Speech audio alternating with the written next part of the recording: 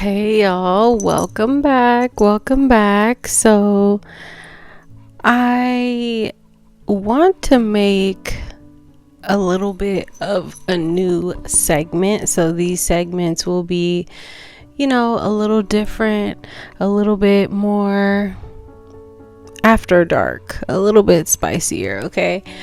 So, these topics are going to be topics that, we want to talk about, we want to say, we want to speak on, but people don't often speak on it. Okay, so this is going to be the spiritual tea. Okay, so, or spirituality, and we're just going to kind of dive into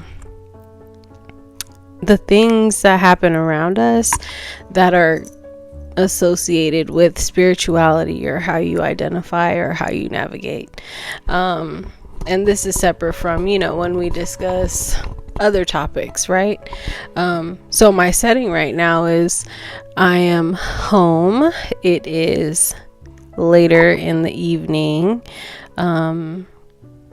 Everyone should be sleeping. Are they sleeping or not? I don't know. But they're in their rooms and they should be sleeping. I have my notes here, as I usually do nowadays, to keep it professional and keep myself on track. Because, I'm talking to you, but I need to have an outline. Okay, so again, in this space, we're keeping it sacred, we're keeping it spicy, and we're also keeping it all the way real. So this topic is a little bit interesting. So this is when you're experiencing your healing. Healing isn't just a glow up, it is a breakdown or a crash out first. Okay, so healing isn't linear. And, I did say it, that it's not necessarily all butterflies and candy, right? It's definitely can definitely be a crash out. Okay, so I know you see the TikToks, lighting candles, journaling in the sun, drinking your green juice, all the things that people are showing you aesthetically that they're doing. But are they really internally healthy? And is that real healing? And honestly, what does healing actually look like? It can look like hysterical crying. It can look like isolation. It can look like questioning everything and anything around you that you actually prayed for and currently have. But in all honesty, healing doesn't get enough love or credit for what it actually is. So, or maybe that part and that layer of healing is not really explored or discussed, right, openly. So, let's get a little comfy and kind of dive in. Let's talk about the lie of the aesthetic era, right? Let's start with the obvious: social media and what you see online, and how glamorized the healing and the spiritual process is online in 2025. You see people talking about the soft life, cutting off toxic energy, glowing up with affirmations, manifesting. But what you can't see is the emotional roller coaster and the true, real, raw feelings behind the healing. The raw feelings behind the healing, right?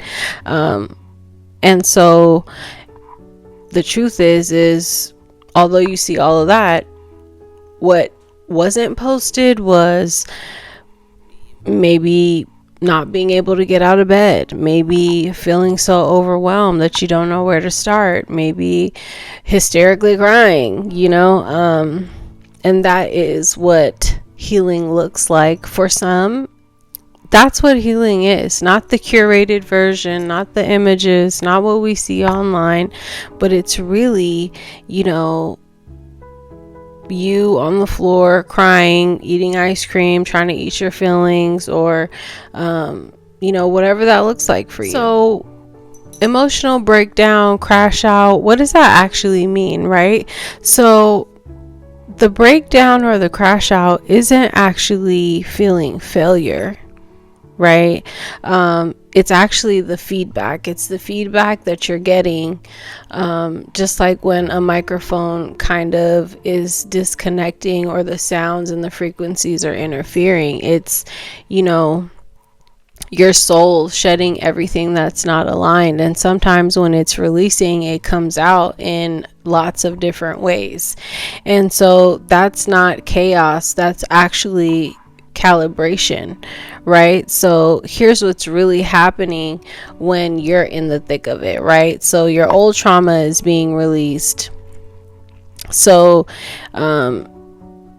it might be triggered, and that might be the catalyst of the release. And now your trauma can finally be processed and have some space to breathe and live and die, essentially. Your relationships might be crumbling because you're growing past them, you're growing apart, you don't feel connected like you used to.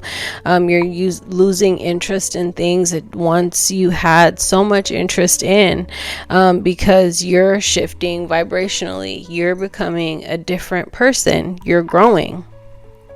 And you're not falling apart, you're being put back together in divinity, in a more divine way that is aligned to who you've become. And yes, it hurts. Yes, it's confusing. And no, it's not aesthetic. It's very, very sacred though. So navigating the messiness of the middle while you're navigating through this valley, right? If you're in the space right now, the messy, the raw, the unpredictable, you kind of don't know what's going on, but it doesn't feel true to you or who you are, and it's not a reflection of you, but you have these emotions, you kind of can't understand them. This is what I want you to know, and I've written a list here, okay? Number 1, don't rush your rising. You are growing and you don't need to have it all figured out. Sit in the discomfort.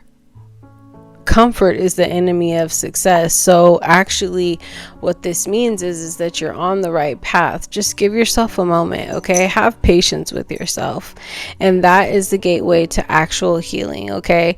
2, remember, your feelings are not the enemy. How you feel, the sadness, anger, confusion, they are sacred messengers. They are they're indicators. They're telling you exactly how you feel.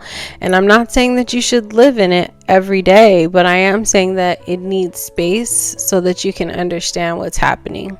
And also, don't disregard what it is that you're feeling by trying to force this high vibes only perspective on yourself, because that's not reality.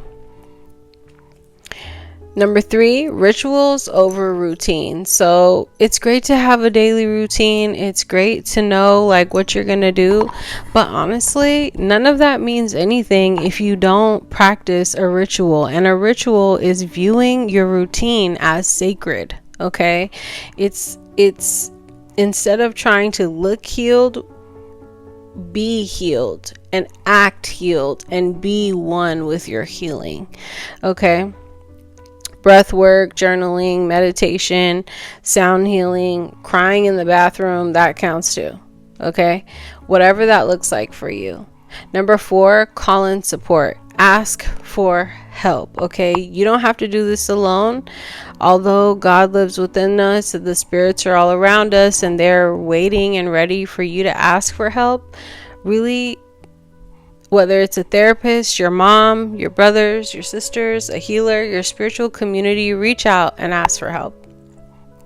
Vulnerability is strength. And through vulnerability, that's how people can get to know the real you, what you're all about, and help you address what it is that you need. So here's the real tea. So now the glow up comes, right?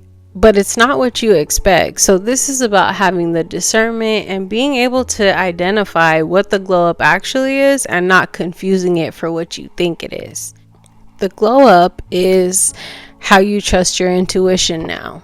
Okay, how you protect your energy, how peace becomes the baseline of everything that you do, and how you no longer beg for love under any circumstances at all. Okay, the glow up is not lashes and luxury and looking good on the outside, but it's discernment, alignment, and power. Okay, so being rooted in your worth reflects and protects and indicates that you are unshakable. So if you're in the thick of it, if you're feeling these emotions, let me remind you, you are not broken, you are becoming. You are not behind, you are being rebuilt. You are not a mess, you are medicine. And those are things that are really important for you to remember.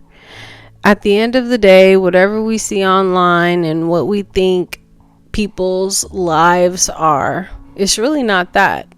No matter what idea or how well you think you know someone, you really don't know what's going on internally and externally in their everyday life, because we don't live with each other unless it's your spouse or your kids. And even then, you can't assume that you know what's happening with your loved ones. That's why it's important to communicate. It's important to be vulnerable. It's important to check in. And then when you're navigating your own journey and it's just about you and your healing and how you're, moving around in life, this is a simple part of how you navigate. It's about giving yourself space and time to have the healing take place so that you're not bewildered or confused in the future. I think it's really difficult to accept that what we see online is not real. But the truth is, at the end of the day, we all are healing from something. We all are products of our environment. And our development as children impacts how we show up as adults. And at the end of the day, the healing needs to take place, no matter who, what, where, when, or how.